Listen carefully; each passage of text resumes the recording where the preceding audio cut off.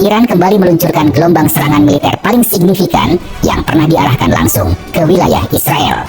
Dalam kurun waktu kurang dari 2 jam, lebih dari 200 proyektil terdiri dari rudal balistik dan drone bersenjata menghantam berbagai titik strategis di dalam negeri Israel.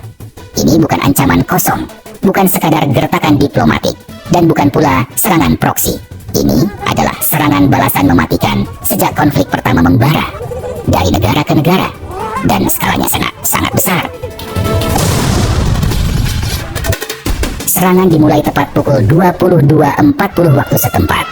Sirene peringatan berbunyi di Tel Aviv, Haifa, Ramat Gan, hingga Ashdod.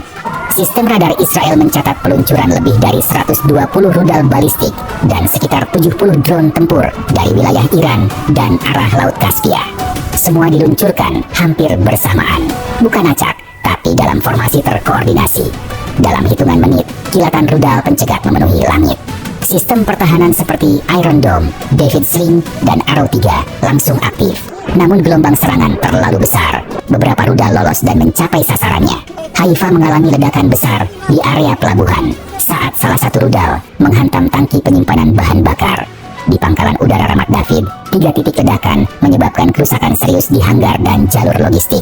Bahkan di Tel Aviv, 2 rudal berhasil menembus dan memicu kerusakan struktural di kawasan pemukiman.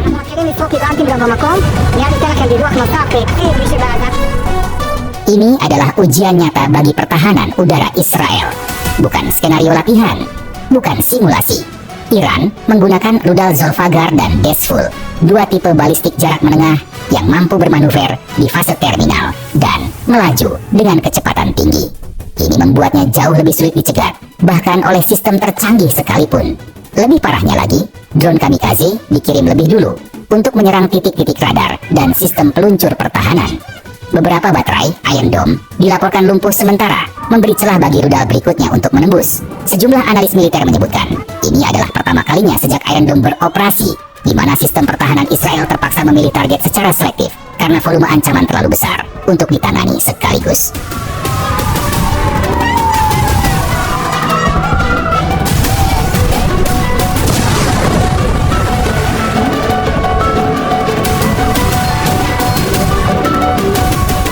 Serangan tadi malam bukan sekadar balasan spontan. Serangan ini menunjukkan peningkatan signifikan dalam strategi militer Iran. Beberapa analis menyebut, apa yang dilakukan Iran kali ini mencerminkan pola eskalasi bertahap, tapi terencana. Target-target yang disasar bukan hanya simbolik, melainkan titik-titik vital yang bisa melumpuhkan operasi militer dan logistik Israel. Iran menggunakan kombinasi rudal balistik jarak menengah dengan sistem navigasi modern dan kemampuan manuver di fase terminal. Beberapa tipe yang teridentifikasi, termasuk Fateh 110, Zolfaghar, dan Desful, rudal yang terbukti memiliki akurasi tinggi serta kecepatan hipersonik saat mendekati target. Penggunaan drone juga tidak asal. Sebagian drone dikirim dalam gelombang awal sebagai pemecah konsentrasi sistem pertahanan. Sasarannya, radar, peluncur rudal, dan pusat komando taktis. Ini menjelaskan kenapa sistem seperti Iron Dome dan David Sling sempat kewalahan.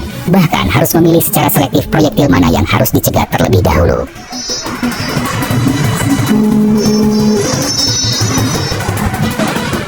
Hasil dari serangan ini sangat terasa, bukan hanya secara militer, tetapi juga sosial dan psikologis. Beberapa fasilitas militer mengalami kerusakan serius, termasuk pangkalan udara Ramat David yang diketahui menjadi salah satu titik kunci operasi udara Israel. Di kawasan industri Haifa, laporan menunjukkan adanya ledakan besar yang menyebabkan kebakaran hebat. Di Tel Aviv, sejumlah wilayah sempat mengalami pemadaman listrik, menyusul rusaknya gardu distribusi. Sistem transportasi bawah tanah sempat dihentikan selama 2 jam.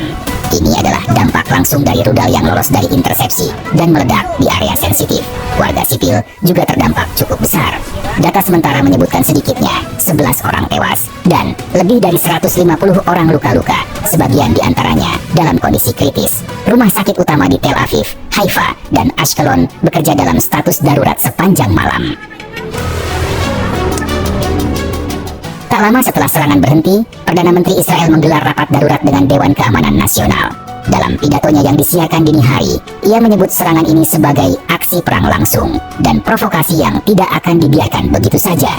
Namun hingga pagi hari ini, Israel belum melakukan serangan balasan langsung ke wilayah Iran. Beberapa sumber menyebutkan bahwa Tel Aviv sedang berkonsultasi dengan Washington terkait langkah berikutnya. AEC sendiri telah menyatakan dukungan penuh kepada Israel, termasuk kemungkinan pengiriman sistem pertahanan tambahan ke wilayah Mediterania Timur. Di sisi lain, tekanan dari dalam negeri terhadap pemerintah meningkat. Fraksi oposisi menyebut insiden ini sebagai bukti bahwa kebijakan luar negeri Israel terlalu agresif dan merugikan stabilitas dalam negeri. Banyak yang menyalahkan serangan udara Israel ke Teheran beberapa hari sebelumnya sebagai pemicu utama eskalasi.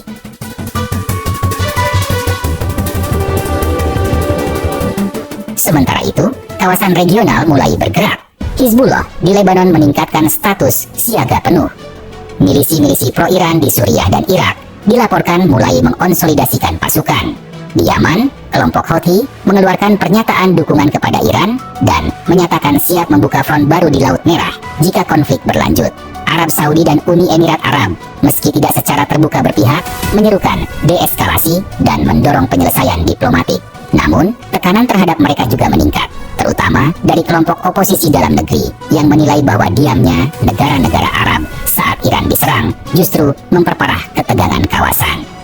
Turki dan Qatar mendorong pembicaraan damai darurat, sementara Rusia dan Tiongkok menyerukan pertemuan di Dewan Keamanan PBB. Tapi sejauh ini, belum ada satupun keputusan konkret yang bisa menahan konflik ini agar tidak berkembang lebih jauh.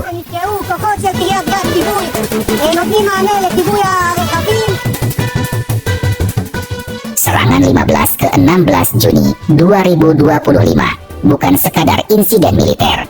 Ini adalah bukti bahwa stabilitas kawasan bisa berubah drastis hanya dalam hitungan jam. Israel, yang selama ini merasa dominan dalam sistem pertahanannya, kini dihadapkan pada kenyataan bahwa pertahanan tercanggih pun punya batas.